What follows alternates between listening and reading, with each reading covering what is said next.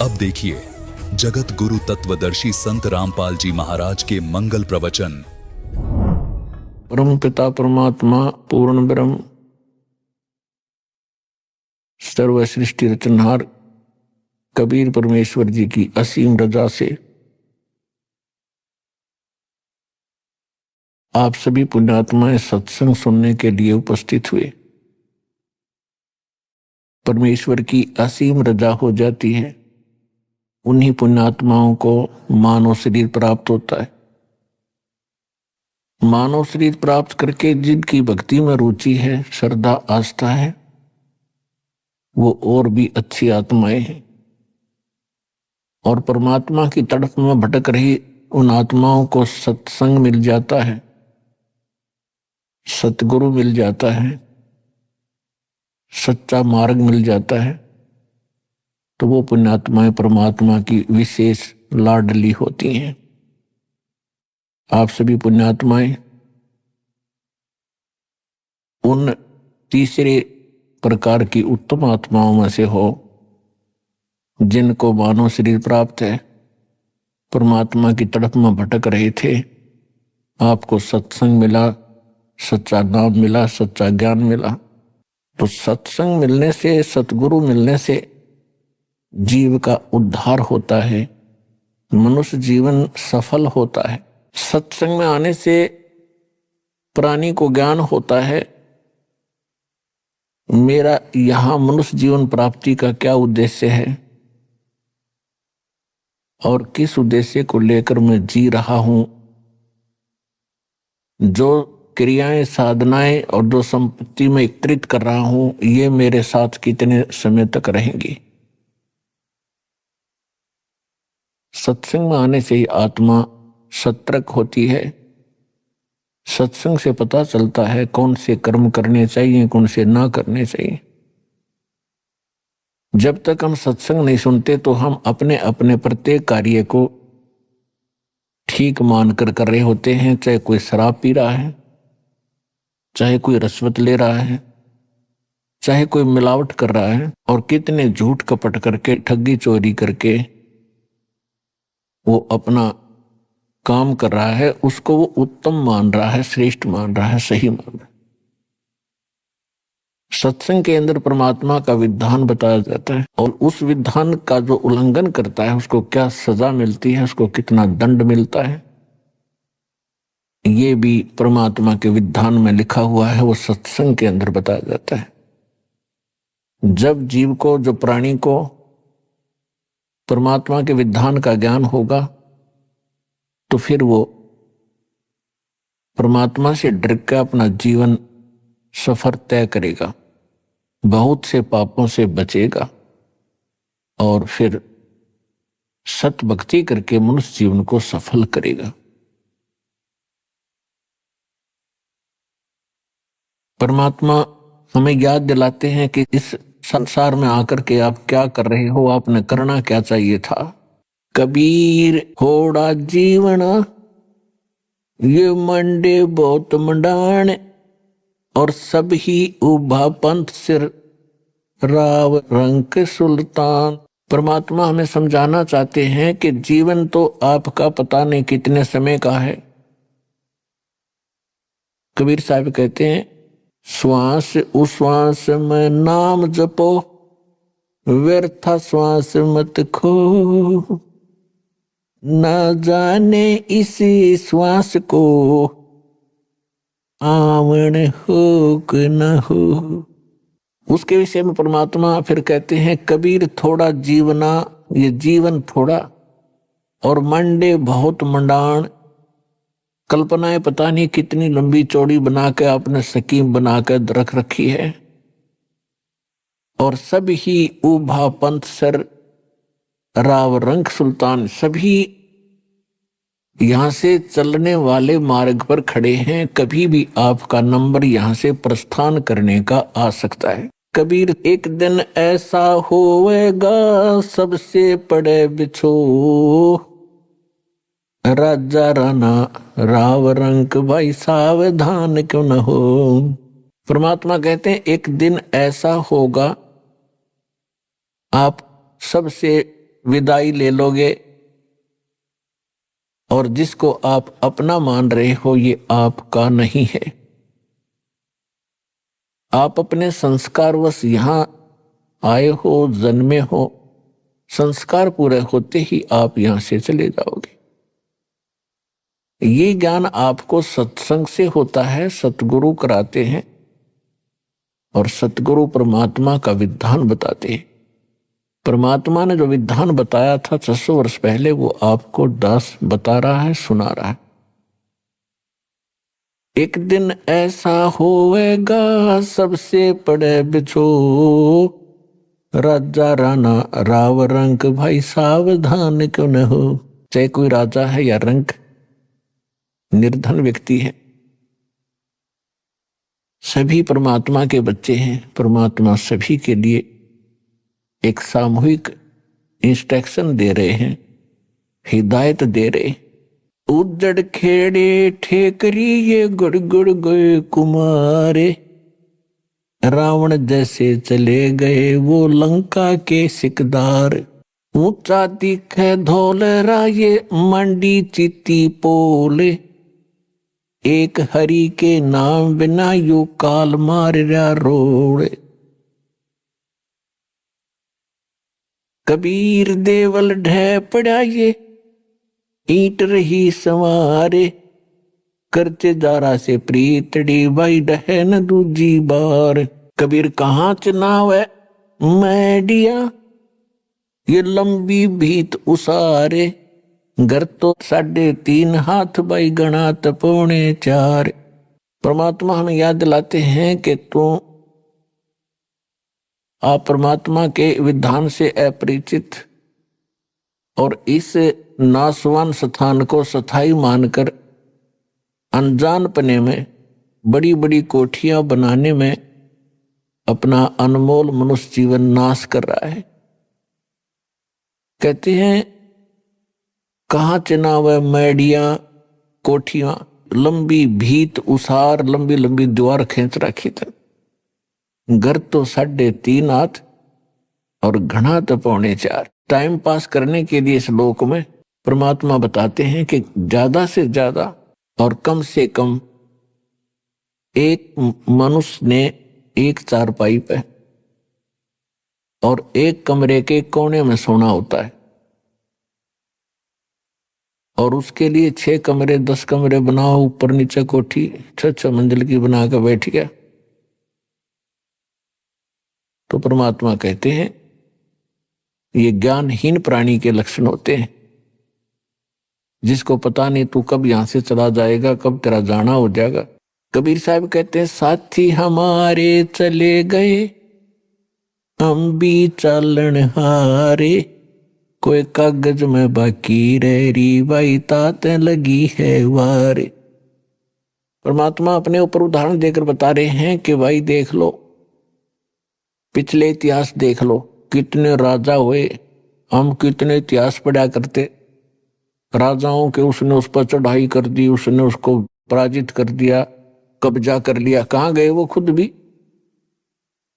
कितनी सेनाएं मरवाई, कितने पाप किए एक राज्य प्राप्ति के लिए, और कितने दिन राज्य किया। अब क्या होंगे वो बने हुए, ये परमात्मा के विधान से उनकी जानकारी होती है।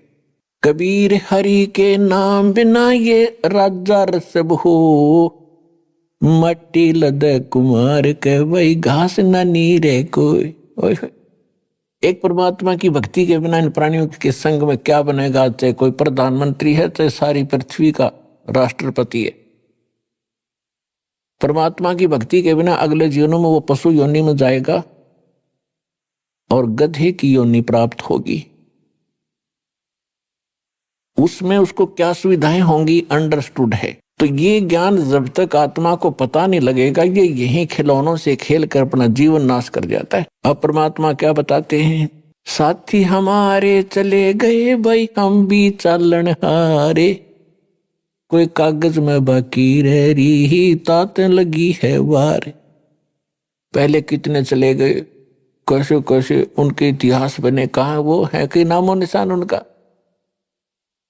और आगे उनके साथ आज क्या बीत रही होगी, कोई पशु बना, कोई पक्षी, कोई चूहा बनकर धक्के खा रहा है। ऐसे गंदे लोक में हम क्या बनकर बैठ गए। तो परमात्मा आकर आंख खोले हमारी और काल हमारे को यहां बस उल्टी शिक्षा देकर, सारे उल्टे काम करवा के जीवन नाश करवा देता है इस प्राणी का। फिर ये बड़ा खुश रहता है। और जब परमात्मा आते हैं या उनका सत्ज्ञान प्रारंभ होता है तो उसको बड़ी बेचैनी हो जाती है। अपना आत्माओं सत्संग के अंदर प्रत्येक पहलू पर ज्ञान दिया जाता है। आज जो बहन बेटियां, जैसे पहले राजा की लड़कियां, राजा की रानियां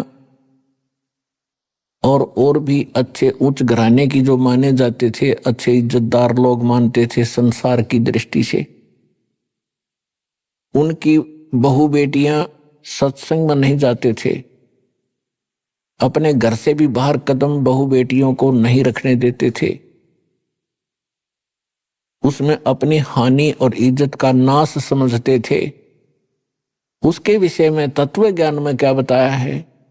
बीबी पड़द रहे थी, वो डोडी लगे थी बारे, अब गात उघाड़े फिरती है वो बन कुतिया बाजारे।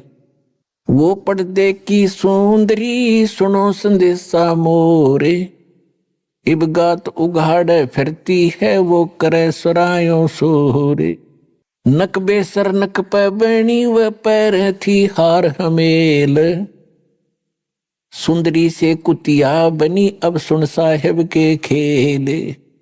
पुण्यात्माओं, ये विचार करने की बातें हैं। ये परमात्मा का दिया ज्ञान है, किसी डूम बाट के गीत नहीं कि उसने वैसे ही बकवाद कर दी होंगी। ये 100% सत्य है। हमें ज्ञान नहीं था, इसलिए हम इनसे दूर होकर अपना जीवन नाश कर ही रहे थे। अब हमें सतर्कता की घनी आवश्यकता है।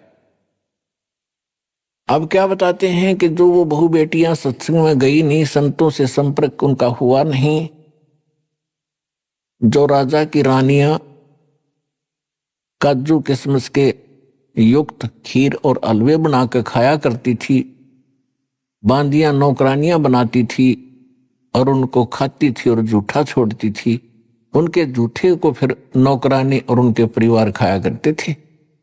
ये पिछले जन्म के पुण्य थे उन पुण्य आत्माओं के, जिस कारण से उनको ऐसी सुविधा प्राप्त हुई। वो राजा के घर ब्याही गई, राजा के घर पैदा हुई।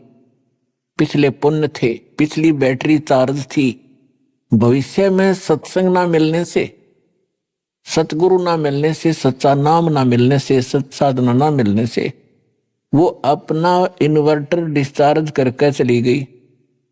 यानी सभी पुण्यों का नाश करके वो अपना हाथ झाड़ कर चली गई।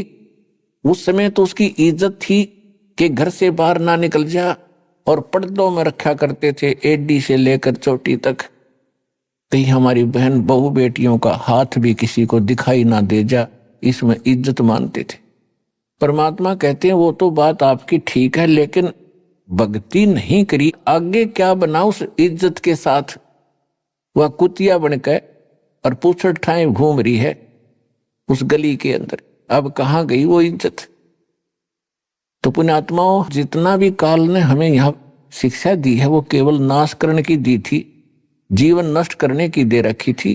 अब परमात्मा की इस ज्ञान की रोशनी से हमें पता लगा कि अब मनुष्य जीवन प्राप्त करके प्राणी और अपनी अकड़ में, इस मान बढ़ाई में और लोक लाज में जीवन नाश कर देता है, उसके आगे उसके साथ बहुत बुरी बनती है। अब क्या बताते हैं, वह बीबी पड़दा रहे थी और ड्योडी लगे थी बाहर, आगे सामने कई कई पहरेदार खड़े रहा करते थे, कोई व्यक्ति वहां तक पहुंच ना जा। अब कहते हैं गात उगाड़े फिरती है बन कुतिया बाजार। वो पर्दे की सुंदरी सुनो संदेशा मोर, अब गात उगाड़े फिरती है वह करे सरायो सोर। कुतिया बनकर धर्मशाला के सामने बैठी है, पहले महलों में रहा करती थी वह इज्जत, आज गली में घूम रही है। आती थी धर्मशाला में, आते थे खाना खाते थे, और वो रानी कुतिया बनकर एक टूक के लिए इंतजार कर रही है, खाने वाले के मुंह की तरफ देख रही है कब टूक तेरी तरफ डाले। और टूक रोटी डाल दी छोटा मोटा टुकड़ा तो 10 ग्राम रेत साथ खा रही है वो, तो पुण्यात्माओं के लिए जल जाना चाहिए। परमात्मा का दिया ज्ञान है, हमने मनुष्य को भी भक्ति की आवश्यकता है और बहन बेटियों को भी परमात्मा की आवश्यकता है। और सबको बराबर का शरीर मिला है, एक जैसी मिट्टी है, एक जैसा परमात्मा ने दिमाग और व्यवहार दिया है। दोनों ही भक्ति करना चाहिए। अपने बच्चों को साथ लावे, अपनी बहन बेटियों को साथ लाए, परमात्मा से जोड़ दे, फिर परमात्मा का उनका रक्षक हो जाएगा। तो हम भक्ति ना मिलने से, सत्संग ना मिलने से, हम अपनी सूझबूझ से जितनी अटकलबाजी हमने की वो सारी विपरीत की। अब कबीर साहब कहते हैं, कबीर कुल करनी के कारण ये अंसा गया बिगो, जब कुल के कर लेगा तू चार पाया का हो। अब तो लोक लाज में आके सत्संग में नहीं आता, ना कोई भक्ति करता, क्योंकि शर्म आती है, लोग क्या कहेंगे, हंसी उड़ाएंगे।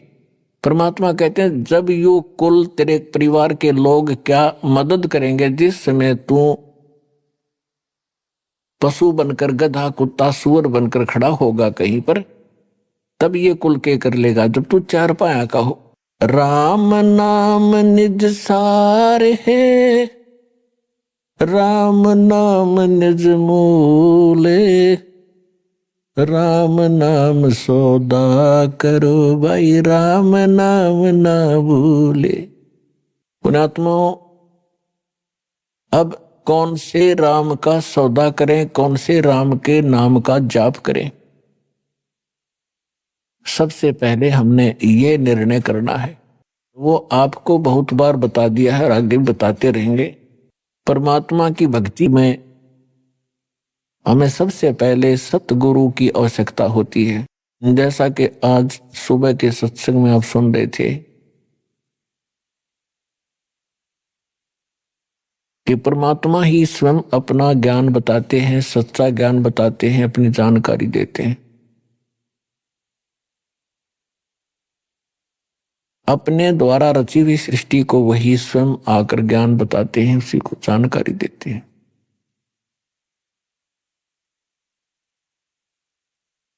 परमात्मा चारों युगों में आते हैं। सतयुग में परमात्मा सत सुकृत नाम से आए थे। त्रेता में मुनिंद्र नाम था परमेश्वर का, और एक ऋषि रूप में दोनों युगों में वो रहे। बहुत सी पुण्यात्माओं को मिलते रहे, उनको तत्व ज्ञान से परिचित भी कराया, लेकिन समस्या यही अड़ी रही, जो अक्षर ज्ञान युक्त थे ब्राह्मण वर्ग, उनकी महिमा गणी थी।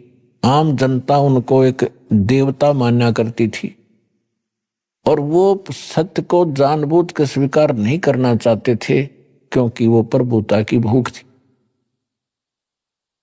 तो कबीर परमात्मा कहते हैं, राज तजना सहज है, सहज त्रिया का ने, और मान बढ़ाई ईर्षा दुर्लभ तजना ये। पर इनके तजे बिना भगवान मिले नहीं। तो परमेश्वर प्रत्येक युग में आए हैं, और द्वापर के अंदर वो करुणामय नाम से प्रसिद्ध हुए, और कलयुग में वो परमात्मा कबीर नाम से आए। और ये कबीर नाम परमात्मा का वास्तविक नाम है।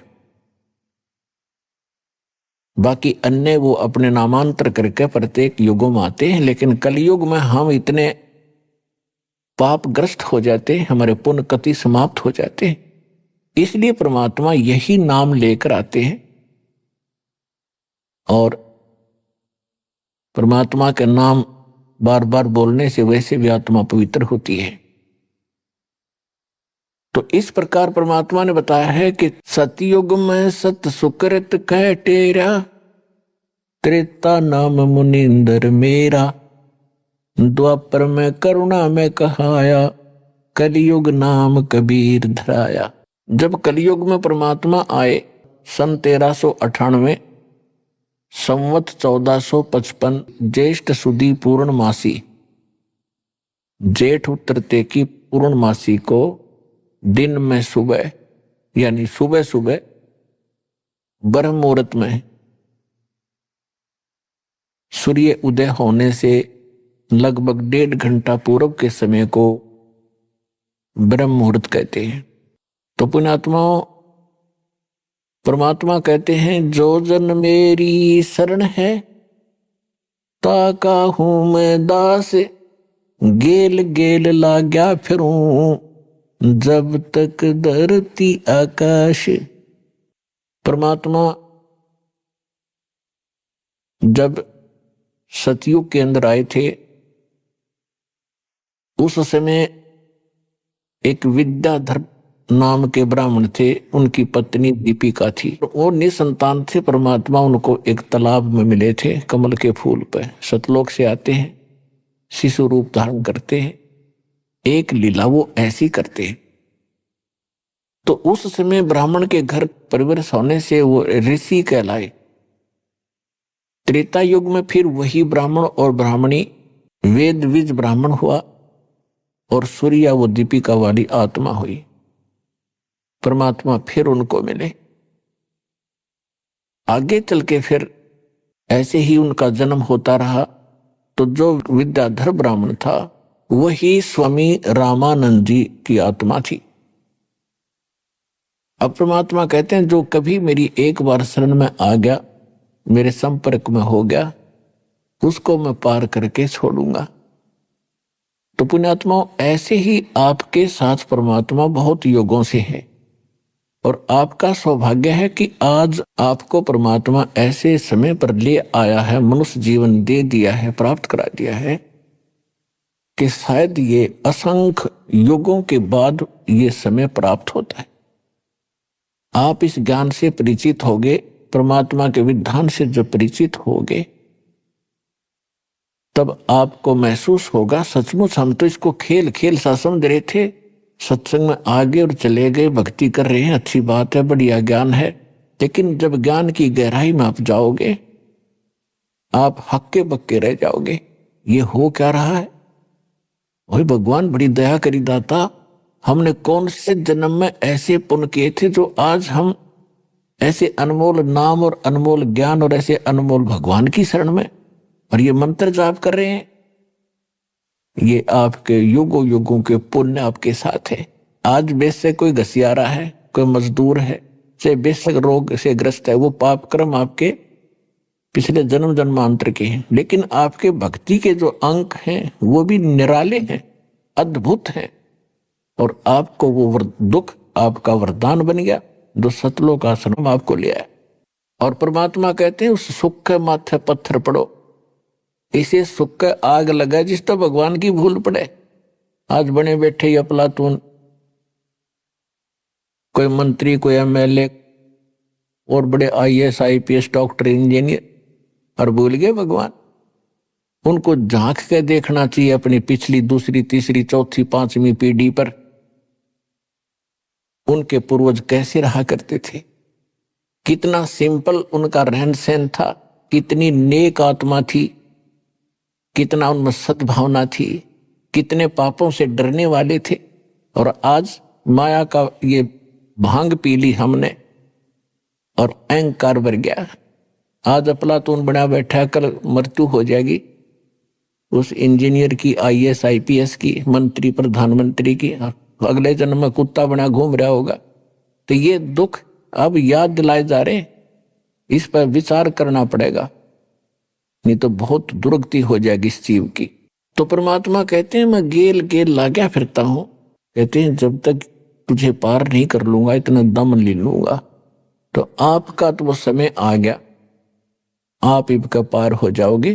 परमात्मा का बहुत सा काम घट गया। परमात्मा आपके साथ योगों से भटक रहे हैं। 600 वर्ष पहले आए थे परमात्मा और 64 लाख शेष हो गए थे कबीर भगवान के। 64 लाख शेष, एक धानक के, एक जुलाहे के, एक झोंपड़ी में रहने वाले मजदूर के, और 64 लाख शेष हो जाना, जिसको आज हम एक भगत और संत कह के उसकी फाइल क्लोज कर रखी थी हमने। इन नकली आचार्य और शंकराचार्यों के अज्ञान के आधार से हम लाल को कुरडी में फेंक रखा था, कूड़े में। और कौड़ियों की गठड़ी बांध रखी थी, बैंक बैलेंस बना रखा था। वह भूल थी, अब वो भूल मिटेगी। तो पुण्यात्माओं, जब परमात्मा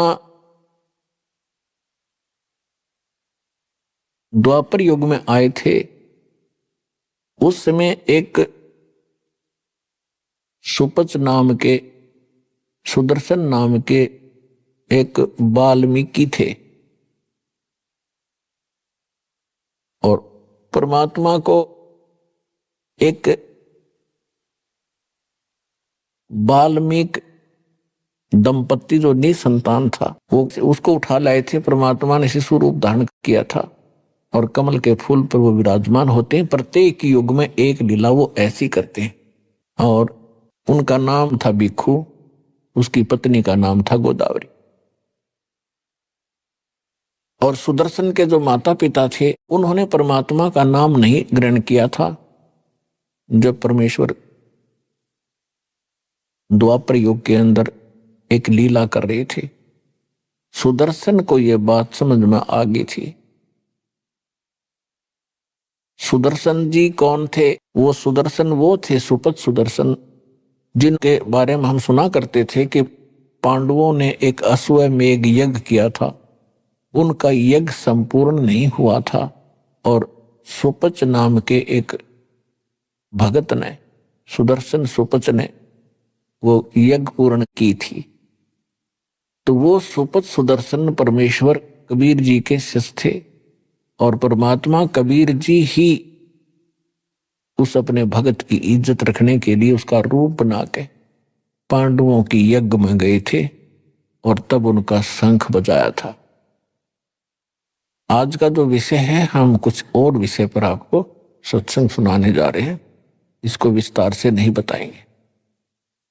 तो ऐसे भक्त थे वो। सुदर्शन जी को परमात्मा का ज्ञान 100% समझ में आ गया था, समर्पित हो गए थे, लेकिन उनके माता पिता इस बात को स्वीकार नहीं कर रहे थे। सुदर्शन के माता पिता की मृत्यु होगी। सुदर्शन को जब सतलोक जाने का समय आया तो परमात्मा ने पूछा, क्यों भक्त सतलोक जाना चाहते हो? कहने लगा, महाराज बिल्कुल तैयार है, आपने ज्ञान ही ऐसा दे दिया, यहाँ कुछ रखा ही नहीं है। तो परमात्मा ने कहा कि देख ले भाई, किसी में तेरी आस्था तो नहीं है। तो उस समय सुदर्शन भगत ने कहा, परमात्मा मेरी कोई आस्था नहीं है,